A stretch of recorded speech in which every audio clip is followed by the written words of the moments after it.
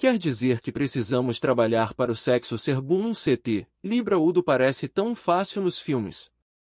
Dois corpos bonitos caindo nos braços um do outro e se unindo. Os sonhos e as esperanças de um casal de noivos são variados, mas talvez nenhum seja mais brilhante do que o sonho da unidade sexual no casamento. Muitos entram nele com a ideia de uma grande orgia sexual, manhã, tarde e noite. É evidente que, para milhares de pessoas, esses sonhos são destroçados e as esperanças nunca se concretizam.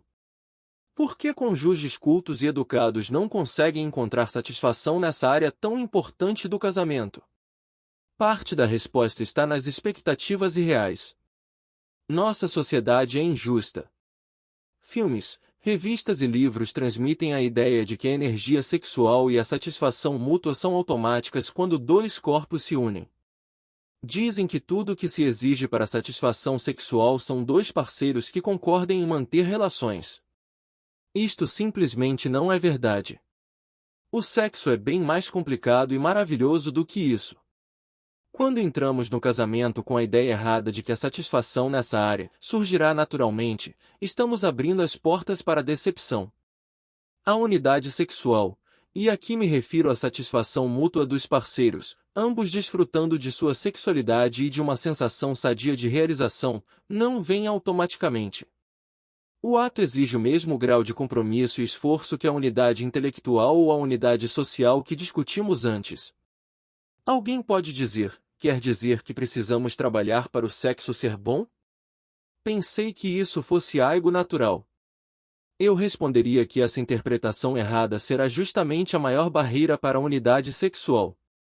Não estou dizendo que o aspecto sexual do casamento seja algo burocrático, que exige trabalho árduo, mas pouco gratificante.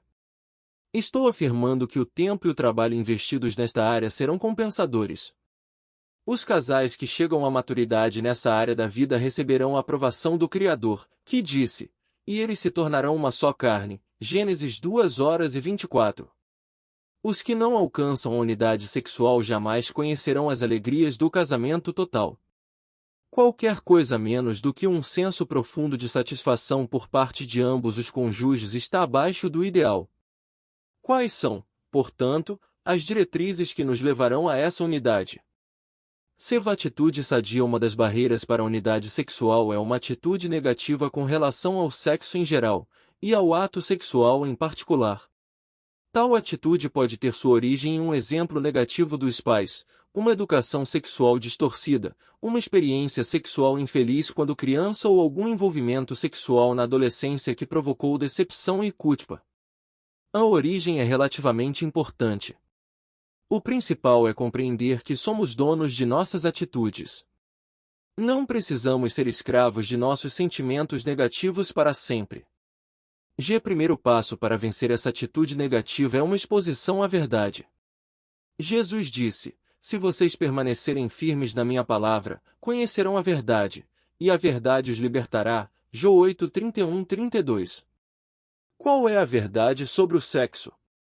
A verdade é que o sexo é a ideia de Deus. Como discutimos antes, foi Deus quem fez o homem e a mulher. A humanidade explorou o sexo, mas não o criou. Um Deus santo, totalmente separado do pecado, nos fez seres sexuais. Portanto, o sexo é sadio e bom. A ideia da masculinidade e da feminilidade é coerente. Não há nada sujo em relação aos nossos órgãos sexuais.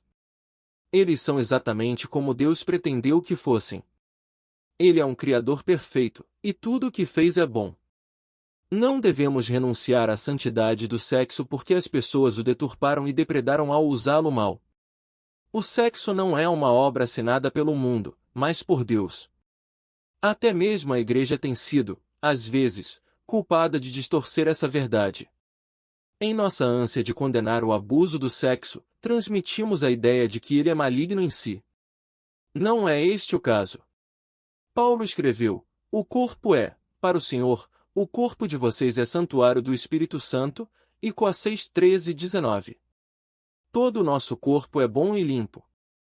O segundo passo para vencer uma atitude negativa em relação ao sexo é responder à verdade. Se, de fato, o sexo é um dom de Deus e o ato sexual entre marido e mulher é o desejo de Deus para nós. Não devo permitir que minhas emoções distorcidas me impeçam de cumprir a vontade de Deus. Devo admitir meus sentimentos a Deus e ao meu cônjuge, e depois agradecer ao Senhor por não precisar seguir esses sentimentos.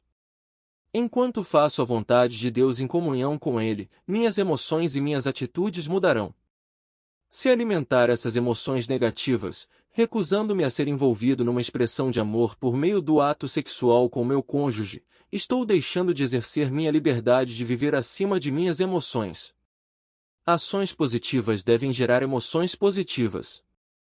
O passado fica para trás. Uma das realidades da sociedade contemporânea é que muitos casais entram no casamento com experiência sexual anterior, seja entre eles ou com outros parceiros. E isso acontece também entre jovens cristãos, segundo o analista evangélico Ronald J. Sider em seu ensaio The Scandal of the Evangelical Conscience, o escândalo da consciência evangélica. Josh M. C. Dovely, orador evangélico muito popular, tem estudado e falado à juventude evangélica há várias décadas. Lembro-me de ouvi-lo dizer, há alguns anos, que os jovens evangélicos têm apenas 10% menos probabilidade de se envolver no sexo pré-conjugal do que os não evangélicos. True Love Waits, O Amor Verdadeiro Espera, um programa patrocinado pela Convenção Batista do Sul dos Estados Unidos, é um dos mais famosos esforços evangélicos para reduzir a atividade sexual pré-conjugal entre nossos jovens. Desde 1993, cerca de 2,4 milhões de jovens assinaram um compromisso para esperar até o casamento antes de se envolver no ato sexual. Esses jovens evangélicos estão cumprindo o compromisso? Em março de 2004, pesquisadores das universidades de Columbia e Yale divulgaram suas descobertas. Durante 7 anos, eles estudaram 12 mil adolescentes que haviam assumido esse compromisso. Descobriram, com tristeza, que 88% deles declararam ter praticado o ato sexual antes do casamento, e apenas 12% mantiveram sua promessa. Os pesquisadores também descobriram que os índices de doenças sexualmente transmissíveis entre eles eram quase idênticos entre adolescentes que assumiam o compromisso e os que não assumiam. Em uma pesquisa de 2001, o grupo Barna descobriu que viver maritalmente antes do casamento é apenas um pouco menos frequente entre adultos evangélicos do que entre as pessoas em geral. Ao resumir suas descobertas, Sider destacou, em âmbito nacional, 33% de todos os adultos viveram com alguém do sexo oposto sem estar casados. A taxa é de 25% entre os evangélicos. Sider também destacou as descobertas de John C. Green, diretor do Instituto Rei C. Bliss de Política Aplicada da Universidade de Akron. Este cientista político e estatístico conduziu várias pesquisas nacionais e revelou atitudes de evangélicos relacionadas ao sexo pré-conjugal e extraconjugal. Green descobriu que 46% dos evangélicos não tradicionais dizem que isso é moralmente aceitável, e 26% dos tradicionais, aqueles que frequentam a igreja com assiduidade, reconhecem a autoridade da Bíblia, etc., não acham que o sexo pré-conjugal seja errado. 3. Fica evidente que inúmeros casais, especialmente nos primeiros anos do casamento, precisam lidar com a bagagem das experiências sexuais anteriores. A ideia mais comumente aceita é que a experiência sexual anterior prepara melhor as pessoas para o casamento. A pesquisa inteira indica o contrário. 4. De fato, a taxa de divórcio entre os que tiveram experiência sexual anterior é 2 vezes mais alta do que os que não passaram por essa experiência precoce. A realidade é que a experiência sexual anterior costuma se tornar uma barreira psicológica para alcançar a unidade sexual no casamento. A resposta cristã para tais barreiras é a confissão do erro e o perdão sincero de um ao outro pelo passado. As cicatrizes podem permanecer para sempre, mas servem também de lembrança da graça e do amor de Deus. Uma área em que as marcas são mais incômodas é quando um parceiro contraiu uma doença sexualmente transmissível antes do casamento. A maioria delas é tratável, mas não possui cura. Essas são cicatrizes com as quais o casal precisa viver e a qual também deve se ajustar. Um problema mais sério é quando a DST já existia antes do casamento, mas não foi comunicada ao cônjuge. Isto é, em essência, uma forma de enganar o parceiro, e frequentemente se torna a fonte de grande tensão, eventualmente, até motivo para um divórcio prematuro. Em meu aconselhamento pré-conjugal, sempre incentivo os casais a falar a verdade sobre experiências passadas. Se isso não puder ser feito dentro do contexto do namoro, será muito mais difícil depois do casamento. Se, porém, entrarmos no casamento com o coração aberto e disposição para aceitar a pessoa como ela é, teremos muito mais probabilidades de processar os problemas depois de casados. 3. Como posso ajudar o C9? Se há uma palavra da máxima importância para a unidade sexual é comunicação. Por que estamos sempre tão prontos para discutir qualquer outra coisa e tão reticentes quando precisamos falar abertamente sobre essa área de nossas vidas? Sua esposa nunca pode saber quais são os seus sentimentos, necessidades e desejos se você não expressá-los. Seu marido jamais saberá o que lhe agrada se você não falar a respeito. Eu nunca soube de casal algum que obtivesse unidade sexual sem comunicação aberta sobre assuntos relacionados ao sexo. Uma esposa declarou, em meu consultório, que estava casada havia 3 anos sem nunca ter alcançado um orgasmo sexual. No entanto, nunca revelara isso ao marido. Não queria magoá-lo. Achava que possivelmente havia algo errado com ela. Procurou seu médico, e ele garantiu que não havia qualquer problema. Quando finalmente contou tudo ao marido, o problema logo se resolveu. Ninguém pode trabalhar na solução de um problema que desconhece. O marido, contudo, deve fazer perguntas para determinar o grau de satisfação da esposa. Em uma tentativa de promover a comunicação em meus seminários sobre a vida familiar, costumo pedir às esposas e maridos que escrevam o conselho que gostariam de dar aos seus parceiros sobre o ato sexual. Que sugestão você daria ao seu parceiro que, em sua opinião, tornaria o ato sexual ainda melhor? No fim deste capítulo você encontrará uma coleção dessas sugestões. Espero que elas incentivem você e seu parceiro a renovar a comunicação nesta área. C. Por que o sexo? Alguns casais têm dificuldade em crescer por não compreenderem os propósitos do sexo como revelado nas Escrituras.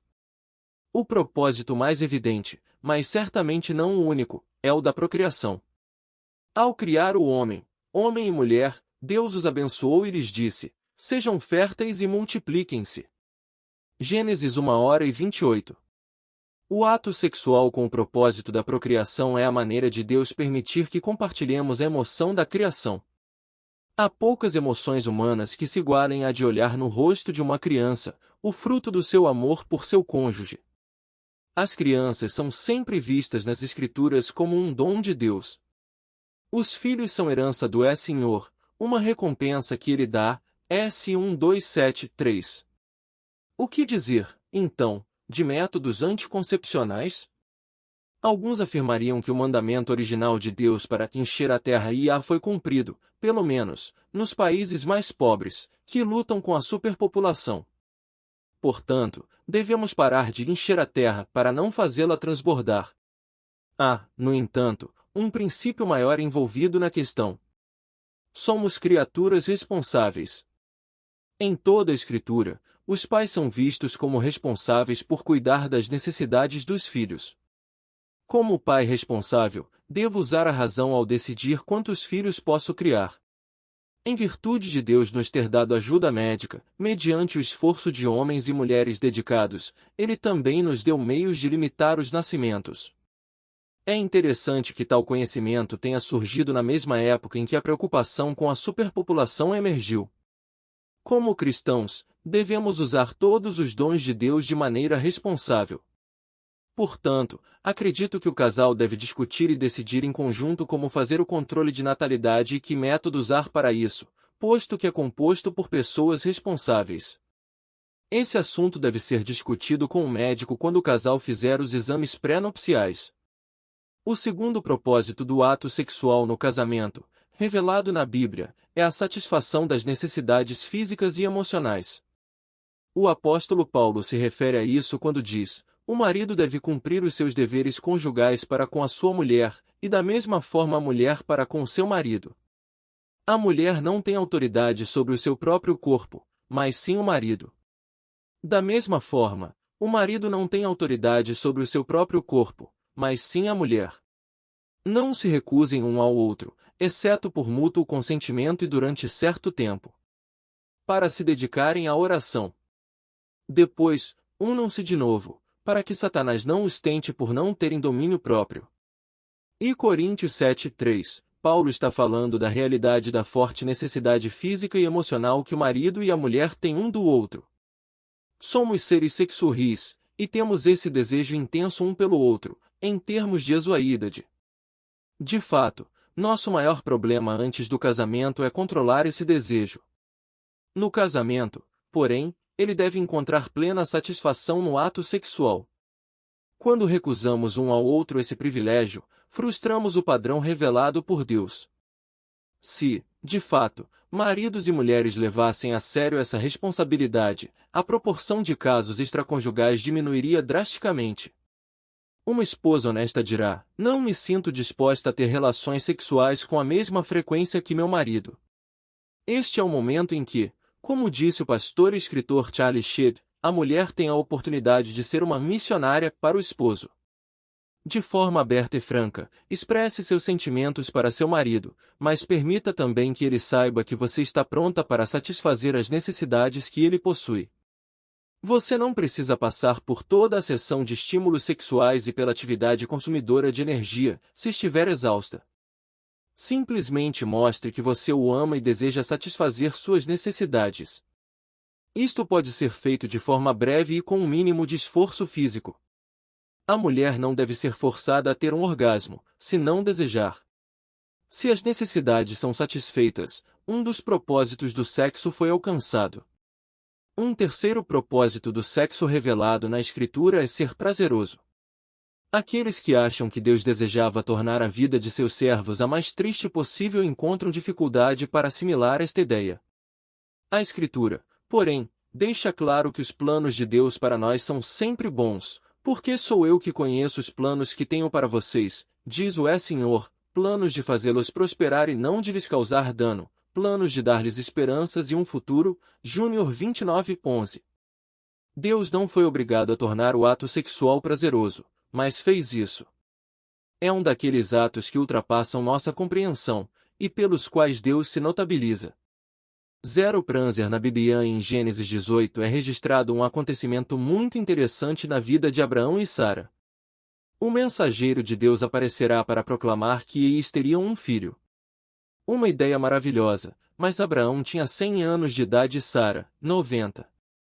Abraão fez uma pergunta razoável ao mensageiro celestial, e a Bíblia diz que Sara riu consigo mesma, quando pensou: depois de já estar velha e meu senhor já idoso, ainda terei esse prazer? 5. Gênesis 18:12. A palavra traduzida por prazer não é a que geralmente se usa neste sentido em hebraico, sendo empregada apenas neste versículo do Antigo Testamento. Sara está refletindo sobre a experiência prazerosa desse ato sexual. Ela é idosa. A química corporal não é mais o que costumava ser, mas não é velha demais para lembrar de que era uma experiência agradável. Cantares de Salomão está repleto de ilustrações do prazer nesse aspecto sexual do casamento, 6:1-9, 7:1-10. As frases descritivas podem ser estranhas à nossa cultura, mas a intenção é clara. A masculinidade e a feminilidade têm como propósito a satisfação do parceiros no casamento. Outra passagem curiosa se encontra em Deuteronômio 24:5, onde lemos: se um homem tiver se casado recentemente, não será enviado à guerra, nem assumirá nenhum compromisso público. Durante um ano estará livre para ficar em casa e fazer feliz a mulher com quem se casou. A palavra traduzida por feliz é traduzida, em outras partes, por prazer, sendo o mesmo termo empregado para a gratificação sexual. Ele deve ficar em casa e dar prazer à sua mulher durante um ano. Que lua de mel. Spamrois de amor durante a lua de mel e depois este é um bom momento para divagar um pouco e falar alguma coisa sobre a lua de mel. Tentamos reduzi-la a 3 dias ou uma semana, no máximo. Supõe-se que seja o céu na terra, mas, para muitos, é um período bem decepcionante. Se Deus sugeriu um ano raro prazer, O que nos faz pensar que podemos ter o paraíso sexual em 3 dias? Quero reiterar aqui que a unidade sexual leva tempo. A lua de mel é um período em que a pressão é grande sobre os noivos. Durante semanas você gasta suas energias nos preparativos e o casamento. As festas de despedida de solteiro e os chás da noiva já passaram. O último punhado de arroz caiu sobre as suas cabeças e ora vocês estão sós. A exaustão física e emocional não é boa com ranheira para uma experiência sexual marcante. O ajuste sexual começa com forte oposição. Lembro-me de que estávamos exaustos, disse-me uma mulher. Nós nos hospedamos no melhor hotel no centro de Chicago, num quarto lindo e espaçoso. Ficamos sentados perto de uma das janelas por algum tempo, em um estado próximo ao torpor, observando o trânsito na rua lá embaixo e admirando uma cesta de frutas enorme 5 sobre a mesinha do café. Até que chegou a hora de nos deitarmos. E foi ótimo, mas descobrimos que ambos precisávamos desesperadamente de uma boa noite de sono. Não espere demais de sua lua de mel. Na melhor das hipóteses, rir é apenas o início do que está por vir. Seu prazer sexual na lua de mel será mínimo, se comparado ao que será alcançado um ano mais tarde se vocês se comprometerem a crescer em unidade. Bem próximo à ideia de prazer está o conceito de amor. Um dos desejos do amor é dar prazer à pessoa amada. Portanto, o ato sexual no casamento se transforma em um método muito importante de expressar amor. Isso significa que cada cônjuge deve pensar no prazer do outro, FP 234. O marido deve agradar a esposa e ela, o marido. É na dádiva mútua que o amor encontra a sua expressão mais elevada. Cifrão S necessidades dele e dela são diferentes. Olha só que gatinha, diz o marido com admiração, enquanto ele e a esposa se vestem pela manhã.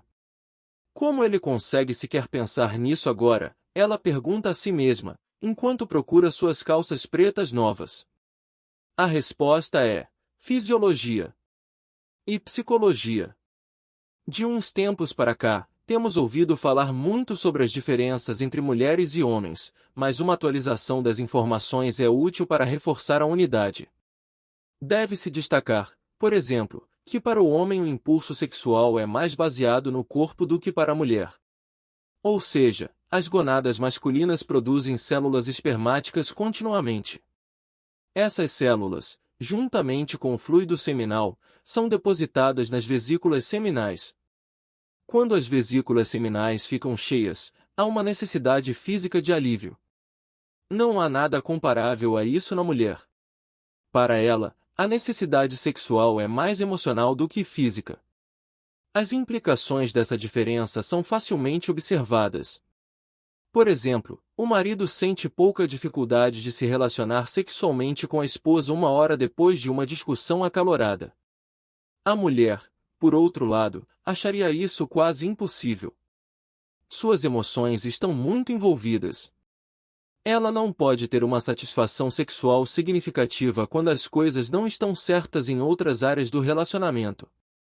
As sugestões que você encontrará mais adiante mostram que, para a mulher, boas relações sexuais começam de manhã e são potencializadas a partir de todas essas pequenas expressões positivas de atenção da parte do marido no decorrer do dia. Bondade e atenção por parte do marido pavimentam o caminho para as experiências sexuais marcantes. Precisamos compreender as diferenças nas reações físico-emocionais dos homens e das mulheres durante o ato sexual em si. O marido tende a alcançar um clímax emocional e físico mais rápido, e, depois do clímax, suas emoções caem rapidamente, enquanto a mulher é muito mais gradual em suas mudanças emocionais, tanto antes como após o clímax. Essa diferença tem muitas implicações para marido e mulher que desejam experimentar unidade física, como indicam as sugestões que você verá mais adiante. Se para encerrar alguns talvez desejem que a vida seja como a dos filmes, nos quais aqueles astros e estrelas lindos com corpos perfeitos se unem na tela com total paixão e sem qualquer problema. Todavia, em sua infinita sabedoria, Deus nos deu o dom do sexo para criar filhos, prover prazer e unir mais fortemente marido e mulher no laço íntimo do casamento. Ele quer que os cônjuges passem a vida inteira desvendando física, espiritual, intelectual e emocionalmente um ao outro. Isso não significa que não haverá ajustes ou desafios. Contudo, por se tratar do melhor de Deus para vocês, a jornada em direção à intimidade compensa o compromisso. Sfigora é com você um. Como você classificaria o aspecto sexual de seu casamento? Excelente, bom, médio, fraco 2. Em um parágrafo breve, descreva sua atitude em relação ao aspecto sexual do casamento. 3. Se você é casada, leia as sugestões que esposas dão aos maridos. Marque os itens sobre os quais gostaria de conversar com seu marido. 4. Se você é casado, leia sugestões que maridos dão às esposas. Marque os itens sobre os quais gostaria de conversar com sua esposa. 5. Quando os dois estiverem se sentindo bem e prontos para o crescimento, discutam os itens que marcaram. Concentrem-se no que o seu parceiro está dizendo, em lugar de tentar se defender. O propósito da conversa é crescimento, e não justificativas. 6. Em outra oportunidade, escreva para si mesmo o que você pode e fará no sentido de aumentar a unidade física com seu parceiro. Depois de um mês, verifique a sua lista para ver quais as melhorias alcançadas. Estabeleça novos alvos mensalmente. Ou gestões que maridos dão às esposas, como tomar as relações sexuais mais marcantes. De vez em quando, tomar a iniciativa. 2. Inovar e usar a imaginação. 3. Não ter vergonha de mostrar que está gostando. 4. Fazer-se atraente na hora de deitar. Usar coisas além de camisolas antigas e pijamas muito surrados. 5. Fazer coisas para chamar a atenção. Os homens se excitam facilmente com o que veem. 6. Falar mais abertamente sobre sexo. Comunique prontamente quais carícias durante as preliminares a excitam sexualmente. 7. Vá para a cama mais cedo. 8. Não fazer o marido se sentir culpado à noite pelas mudanças de humor durante o dia, por não ser suficientemente afetuoso e coisas assim. 9. De vez em quando, prolongar a relação sexual. 10. Ter maior percepção de necessidades e desejos do marido, como homem. 11. Participar de maneira mais plena e livre do ato sexual, ser mais submissa e aberta. 12. Permitir variedade nas horas do ato sexual, nem sempre à noite. 13. Mostrar mais desejo e compreender que carícias e preliminares são tão importantes para o marido quanto para a esposa. 14. Não permanecer preocupada com os acontecimentos do dia que deram errado. 15. Divirtam-se juntos pelo menos uma vez por semana. 16. Nem sempre bancar é difícil. 17. Deixar de lado as coisas do dia a dia, as de hoje e as de amanhã, e pensar no assunto em questão, o amor. 18. Não tentar fingir prazer. 19. Não tentar castigar o marido, negando o sexo ou aceitando de má vontade. 20. Tratar o marido como seu amante. Ou gestões feitas pelas mulheres aos maridos, como tomar as relações sexuais mais marcantes. Mostrar mais afeto e atenção durante o dia, chegar do trabalho e beijar o pescoço da esposa. 2. Passar mais tempo nas preliminares. Amor, brincadeiras e comentários românticos são importantes. 3. Encorajar o ato sexual em várias ocasiões, em lugar de sempre à noite, quando ambos estão cansados. 4. Mostrar mais solidariedade quando a mulher não está se sentindo bem. 5. Tomar mais iniciativa, em vez de esperar que a mulher o faça. 6. Aceitar a mulher como ela é, mesmo quando vê seu pior lado. 7. Dizer que a ama outras vezes, e não apenas quando estão na cama, telefonar algumas vezes só para dizer amo você, e não se envergonhar de falar isso na frente de outros. 8. Colocar música suave no rádio enquanto ela toma banho. 9. Honrar a Cristo como cabeça do lar. 10. Ser doce e amoroso pelo menos uma hora antes de iniciar o sexo. 11. Ajudar a esposa a se sentir sensual e atraente, elogiando-a com frequência. 12. Dizer a ela do que gosta e quando está excitado, expressar seus desejos mais abertamente, compartilhar mais de si com a esposa. 13. Tentar não ejacular tão depressa. 14. Orar com ela sobre os problemas e vitórias, deixar que ela expresse suas necessidades. 15. Apreciar a beleza da natureza e compartilhar com ela este sentimento.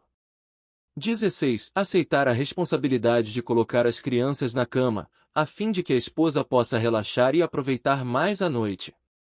17. Ser paciente, compreender que ela leva mais tempo para chegar ao clímax. 18. Não se aproximar do ato amoroso como uma atividade burocrática, fazer de cada vez uma nova experiência, não permitir que o ato de amor se torne aborrecido ao fazer sempre as mesmas coisas, tentar coisas ou lugares novos. 19. Nunca tentar fazer amor com ela quando estiver zangado ou souber que as coisas não estão bem entre os dois, buscar harmonia para que o ato sexual possa ser, de fato, um ato de amor. 20. De vez em quando, falar coisas boas sobre ela na frente dos outros. Você deixar os pais e dar honra e is. Lembro-me de uma conversa que tive com meu sogro certa vez, antes de casar, contou um marido. Ele disse algo como: dê a ela uma vida tranquila. Cuide dela. Ele não era muito bom para dar conselhos, e agora já faleceu, mas suas palavras ficaram gravadas em minha mente, como um compromisso. Quando me casei, minha sogra sempre me irritava, relatou a esposa daquele homem. Eu me queixava muito com meu marido, que, para mérito seu, sempre me apoiava. Ao mesmo tempo, eu via como ele e a mãe eram chegados, e não queria destruir isso.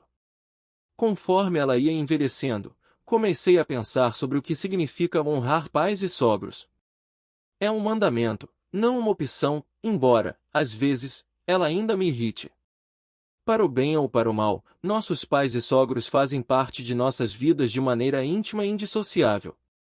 Mas, seja no caso de recém-casados ou de cônjuges que estão juntos há muito tempo, de que forma pais e sogros devem fazer parte de nossa vida?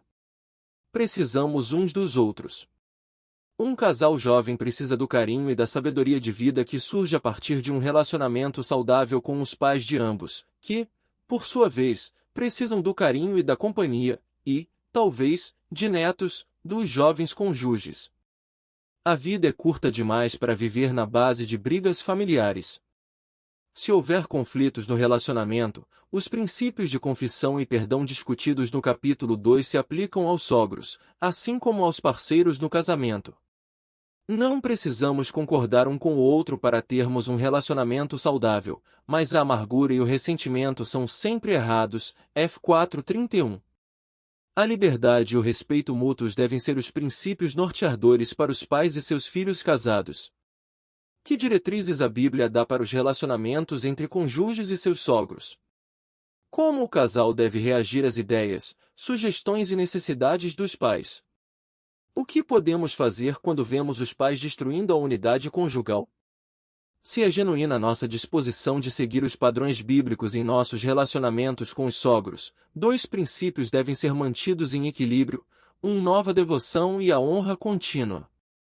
Deixar os pais em Gênesis 2:24 lemos: por essa razão, o homem deixará pai e mãe e se unirá à sua mulher, e eles se tornarão uma só carne. Este princípio é repetido em Efésios 5:31.0. Padrão de Deus para o casamento envolve deixar os pais e unir-se ao parceiro. O casamento envolve uma mudança de fidelidade. Antes do casamento, a devoção da pessoa é aos pais, mas depois muda para o cônjuge. Isso é o que os psicólogos chamam cortar os laços psicológicos. A pessoa não se apoia mais nos pais, mas em seu cônjuge. Se houver um conflito de interesses entre a esposa e a mãe do marido, ele deve ficar ao lado da esposa. Isto não significa que a mãe não deva ser tratada com carinho. Este é o segundo princípio, que discutiremos daqui a pouco. O princípio da separação dos pais é, porém, extremamente importante. Nenhum casal alcançará seu pleno potencial no casamento sem essa separação psicológica dos pais. O que este princípio significa, em termos práticos? Creio que ele propõe o estabelecimento de uma vida separada para o novo casal. Enquanto mora com os pais, o casal não consegue desenvolver independência tão prontamente quanto ao viver na própria casa. A dependência dos pais fica maior enquanto todos estão morando juntos. Viver num apartamento simples com liberdade para desenvolver seu próprio estilo de vida sob a orientação de Deus é melhor do que viver com mordomias, mas à sombra dos pais. Cabe aos pais incentivar tal independência, e a capacidade de viver na própria casa deve ser um fator determinante para marcar a data do casamento.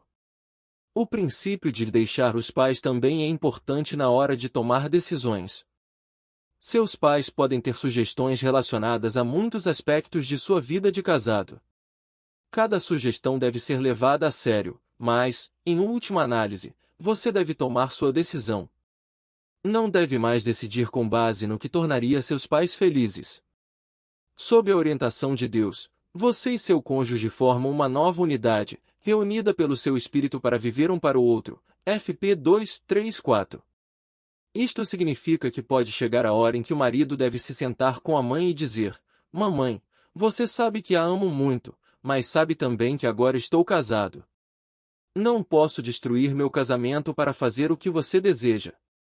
Amo você e quero ajudá-la, mas preciso fazer o que é certo para mim e minha esposa. Espero que compreenda, pois desejo continuar o relacionamento agradável que tivemos por todos esses anos. Mas, se não compreender, este é então um problema que você deve solucionar por si mesma. Da minha parte, devo dedicar-me à construção do meu casamento. Se esta declaração parece meio agressiva para você, agradeça. Significa que não encontrou uma sogra teimosa, egoísta, mandona. Só que elas existem, e firmeza com amor é a resposta bíblica para corrigir a situação. O marido não deve permitir que a mãe continue controlando a sua vida depois do casamento. Este não é o padrão bíblico. J3 Ive em consideração a sabedoria dos pais em contrapartida, as sugestões dos pais devem receber a devida consideração. Nossos pais são mais velhos, talvez, mais sábios. Um bom exemplo da sabedoria de um sogro é encontrado em Êxodo 18. Moisés trabalhava da manhã à noite julgando o povo de Israel. A sala de espera se encontrava sempre lotada, e não havia sequer tempo para um cafezinho. Respondeu o sogro de Moisés: O que você está fazendo não é bom. Você e o seu povo ficarão esgotados, pois essa tarefa é pesada demais. Você não pode executá-la sozinho. Agora, ouça-me. Eu lhe darei um conselho. V 17:19. Ele passou então a sugerir que a multidão fosse dividida em grupos de 1000, de 100, de 50 e de 10, e que fosse delegada autoridade para outros homens qualificados a fim de que julgassem os que estavam sob a sua jurisdição. Moisés ficaria, desse modo, livre para passar mais tempo com Deus e ensinar ao povo a lei do Senhor. V 19:20. Assim, seu ministério seria mais preventivo do que a crise. Só os casos difíceis seriam levados a ele para serem julgados. V 22. Moisés viu a sabedoria dessa sugestão e a adotou. Ao agir assim, revelou sua maturidade. Não sentiu necessidade de se rebelar contra uma boa ideia só porque viera do sogro. Tinha confiança em seu próprio valor e pôde aceitar uma sugestão útil, sem levar em conta a sua origem. O princípio da separação dos pais também tem implicações quando surgem conflitos no casamento. A jovem casada que sempre se apoiou muito na mãe tem a tendência de se levar a ela as queixas que surgem relacionadas a problemas no lar. No dia seguinte, o marido reconhece que estava errado, pede perdão e a harmonia é restaurada. A filha não informa isto à mãe, e no conflito, volta a procurá-la. Isso se transforma num padrão de comportamento. Não demora muito, a mãe passa a demonstrar uma atitude negativa para com o genro e incentiva a filha a se separar dele. Essa esposa foi muito injusta com o marido e deixou de seguir o princípio de deixar os pais. Se você tiver conflitos em seu casamento, e quase todos temos, busque resolvê-los diretamente com seu parceiro. O conflito deve ser um degrau para o crescimento. Se perceber que precisa de ajuda externa, fale com seu pastor ou com um conselheiro matrimonial cristão. Eles são treinados e qualificados por Deus para oferecer ajuda prática. Podem ser objetivos e oferecer diretrizes bíblicas. Os pais acham quase impossível ser objetivos. LJ honra aos pais. O segundo princípio relativo ao nosso relacionamento com os pais é encontrado em Êxodo 20:12, sendo um dos 10 mandamentos: honra teu pai e tua mãe, a fim de que tenhas vida longa na terra que o Senhor, o teu Deus, te dá. Ele é repetido em Deuteronômio 5:16 e Efésios 6:2. A ordem para honrar nossos pais nunca foi rescindida. Enquanto eles viverem, é correto dar-lhes honra. Em Efésios 6:1, o apóstolo Paulo diz: Filhos, obedeçam a seus pais no Senhor, pois isso é justo. A obediência aos pais é a regra do nascimento ao casamento. A segunda afirmação de Paulo é: honra teu pai e tua mãe. Este é o primeiro mandamento com promessa, para que tudo te corra bem e tenhas longa vida sobre a terra. V 2:3. Honrar os pais é a regra do nascimento até a morte. Honrar foi o mandamento original, e permanece para sempre. A palavra honra significa mostrar respeito. Ela envolve tratar a pessoa com gentileza e dignidade. Nem todos os pais, infelizmente, levam vidas respeitáveis.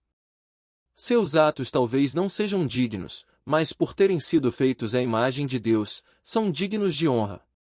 Você pode respeitá-los pela sua humanidade e por sua condição de pais, mesmo quando não puder respeitar suas ações. É sempre certo honrar seus pais e os de seu cônjuge. Deixar os pais por ocasião do casamento não elimina a responsabilidade de dar honra a eles. Como esta honra se expressa na vida diária? Você lhes dá honra em atos práticos, tais como visitas, telefonemas e cartas, por meio dos quais comunica que continua a amá-los e quando seu __ quer partilhar sua vida com eles. Deixar nunca cônjuge criticar os defeitos dos deve ser interpretado como desertar. O contato pais dele, citas regniar, é essencial para honrar os pais. Deixar de qualidades. Se comunicar com eles é como dizer, não me importo mais com vocês. É necessário ir mais além no que diz respeito à comunicação com os pais, tanto aos do marido quanto aos da esposa deve ser concedido, constantemente, tratamento igual. Lembre-se, pois em Deus não há parcialidade, RM 2:11. Devemos seguir o seu exemplo. Na prática, isso significa que nossas cartas, telefonemas e visitas devem indicar nosso compromisso com o princípio da igualdade. Se os pais dele recebem um telefonema por mês, os pais dela também devem receber. Se os pais dela recebem uma carta ou e-mail uma vez por semana, o mesmo deve acontecer com os pais dele. O casal também deve procurar ser imparcial em visitas, jantares e férias. As situações mais difíceis geralmente acontecem nas épocas de feriados. A mãe da esposa quer que o casal passe com ela a véspera do Natal. A mãe do marido deseja que o filho e a nora jantem com ela no dia de Natal. Isso pode ser possível, se morarem na mesma cidade, mas quando moram a muitos quilômetros de distância, passa a ser impossível. A solução deve se basear no princípio da igualdade. Isto pode significar Natal com os pais do marido num ano e com os pais da esposa no seguinte. Honrar implica também falar bondosamente com os pais e os sogros. Paulo adverte, não repreenda asperamente o homem idoso, mas exorte-o como se ele fosse seu pai, ITM 5:1. Devemos ser compreensivos e mostrar solidariedade. A verdade deve ser dita, mas sempre em amor, F 4:15. O mandamento de Efésios 4:31-32 deve ser levado a sério em nosso relacionamento com os pais. Livrem-se de toda amargura, indignação e ira, gritaria e calúnia, bem como de toda maldade. Sejam bondosos e compassivos uns para com os outros, perdoando-se mutuamente, assim como Deus os perdoou em Cristo. O trem à vontade de Deus para o casamento deve correr nos trilhos paralelos da separação dos pais e da dedicação a eles. Outra implicação da honra que deve ser dedicada aos pais é descrita em L. Timóteo 5:4. Mas se uma viúva tem filhos ou netos, que estes aprendam primeiramente a colocar a sua religião em prática, cuidando de sua própria família e retribuindo o bem recebido de seus pais e avós, pois isso agrada a Deus. Quando éramos jovens, nossos pais satisfaziam as nossas necessidades materiais. À medida que envelhecem, podemos fazer o mesmo por eles. Se, quando for necessário, devemos aceitar a responsabilidade de cuidar das necessidades físicas de nossos pais. Falhar nesta responsabilidade é negar nossa fé em Cristo. ITM 5h08. Pelas nossas ações mostramos nossa fé em Cristo e honramos nossos pais. Se eu pudesse fazer mais algumas sugestões práticas, gostaria de aconselhar você a aceitar seus sogros como são. Não ache que cabe a você mudá-los. Se não forem cristãos, deve certamente orar por eles e buscar oportunidades para apresentar-lhes Cristo, mas não tente ajustá-los ao seu molde. Você espera que eles lhe deem independência para construir seu casamento. Ofereça a eles o mesmo. Não fale mal de seus sogros para seu cônjuge. A responsabilidade dele é dar honra aos pais. Quando você os critica, torna mais difícil para eles seguir este padrão. Quando seu cônjuge criticar os defeitos de seus próprios pais, cite as qualidades deles. Enfatize as qualidades positivas e incentive-o a honrar os pais. A Bíblia dá alguns exemplos belíssimos de relacionamentos sadios entre cônjuges e seus sogros.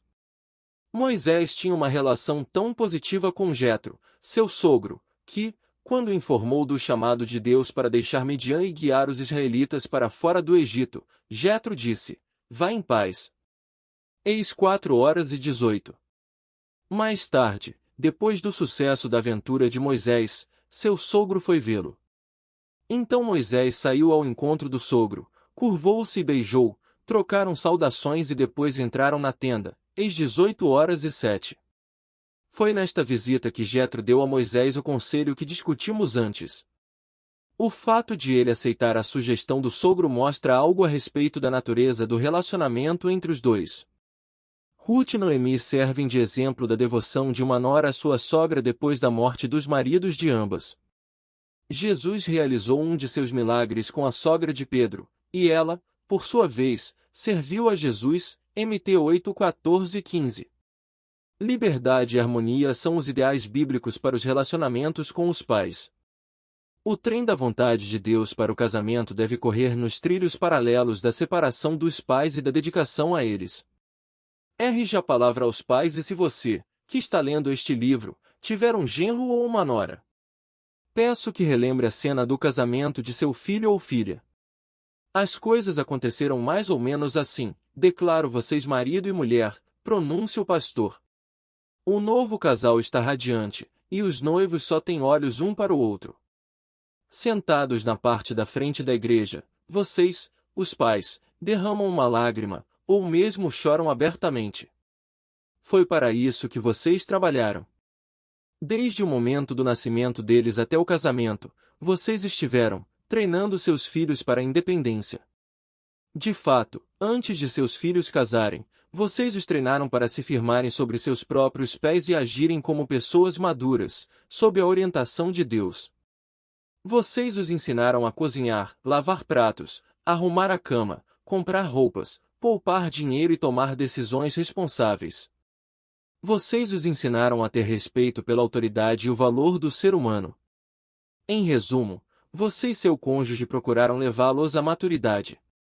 Agora, quando seu filho ou sua filha está casando, o treinamento termina e o casal pode tirar proveito de sua independência. Espera-se que vocês os tenham ajudado a mudar de um estado de completa dependência, quando crianças, a total independência como recém-casados. A partir deste ponto, seu cônjuge e você devem considerá-los adultos que irão determinar seu próprio curso de vida, para o bem ou para o mal. Na qualidade de pais, vocês não devem mais impor sua vontade sobre eles, mas respeitá-los como iguais. Qual é, então, nosso papel como sogros? Que envolvimento dos pais na vida dos recém-casados mudou desde os tempos em que os jovens se casavam logo depois de terminar o ensino médio ou durante a faculdade? Hoje, a idade para o casamento costuma ser lá pela casa dos 20 e poucos anos. Em geral, o novo casal já está vivendo às próprias custas, à distância. QS pais, alguns casados, outros não, estão ocupados com suas vidas e carreiras, e é mais provável que não desejem interferir na vida dos filhos crescidos. Ou será que desejam? Algumas coisas nunca mudam. Todo pai deseja que seus meninos crescidos tenham um bom começo. Beneficiados pela longa experiência e por alguma sabedoria, ao menos, é isso que se espera. Desejamos transmitir bons conselhos ou, no mínimo, ajudar nossos filhos a evitar que cometam os mesmos erros que nós lamentavelmente cometemos. Com certeza, os pais devem se sentir à vontade para aconselhar o jovem casal, sempre é melhor esperar até que eles peçam conselho. Mesmo assim, os pais não devem forçar suas opiniões sobre o casal. Dê sugestões, caso peçam ou se achar que deve, mas depois recue e permita que eles tenham liberdade para tomar suas próprias decisões. Mais importante, não expresse ressentimentos se não seguirem as suas instruções. Dê a eles a vantagem da sua sabedoria e também a liberdade para cometer erros sozinhos. Isso será tão difícil de fazer quanto na época em que seu filho ou sua filha era menor, mas é a única maneira de eles amadurecerem e crescerem. E ajuda financeira? O principal pecado dos pais é usar ajuda financeira para coagir o jovem casal a se conformar com os desejos deles. Compramos os móveis de quarto se vocês mudarem para a casa ao lado da nossa. Os presentes são ótimos quando dados por amor, sem quaisquer imposições, mas as ofertas condicionais se tornam instrumentos de manipulação. Os pais devem guardar-se com diligência de tais tentações. Isso não quer dizer que não os ajudaremos mais. Significa, isso sim, que toda ajuda deve ser dada de maneira responsável, acentuando a independência, em lugar da dependência. Isto é, se dermos ajuda financeira, deve ser com o objetivo de ajudá-los a alcançar autonomia, e não de torná-los dependentes. Não devemos ajudá-los a estabelecer um estilo de vida que não possam manter por sua própria conta. CPK3 encerrar muitos pais e filhos casados sentem novo prazer quando a família se expande. Quer mor logo na esquina ou do outro lado do país, você também pode sentir isso, como Deus ordena e capacita. Esse cifrão agora é com o C1. Você tem qualquer problema com seus pais ou com os de seu cônjuge? Caso tenha, escreva esses problemas em termos específicos. 2. Que princípios discutidos neste capítulo seus pais ou sogros violaram? Ponha por escrito. Seja específico. Leia esta parte do livro de novo, se necessário. 3. Que princípio discutido neste capítulo você ou seu cônjuge violaram no que diz respeito aos seus pais ou sogros? Escreva em termos específicos. 4. O que você acha que deve ser feito para corrigir a situação? Seja específico. 5. Antes de discutir a sua análise com seu cônjuge, peça a ele que leia a parte do livro que fala sobre sogros neste capítulo e complete as tarefas 1 a 4. 6. Marque uma hora para uma conversa com o propósito de discutir o problema. Leiam as suas declarações a respeito do problema um para o outro e vejam se a. Vocês concordam sobre o problema. b. Vocês concordam sobre as suas falhas. c. Vocês concordam sobre a atitude a ser tomada para corrigir a situação. Caso contrário, continuem a discussão, agora ou em outra ocasião, até que concordem em uma ação construtiva. 7. Depois de concordarem em agir de maneira apropriada, coloquem o seu plano em ação. Orem um pelo outro e pelos seus pais e sogros. Se o seu plano envolver confronto com os pais, é geralmente melhor para o filho ou a filha falar com seus próprios pais do que com os sogros.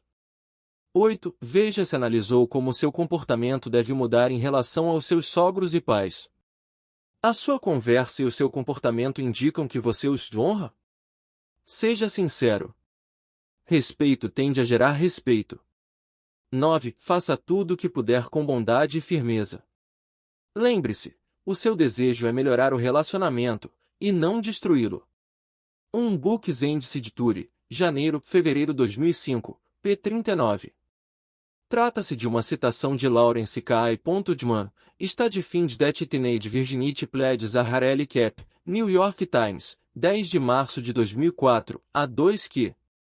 Disponível em http://www.christianicetoday.com/ BC 2005-0013.8.html.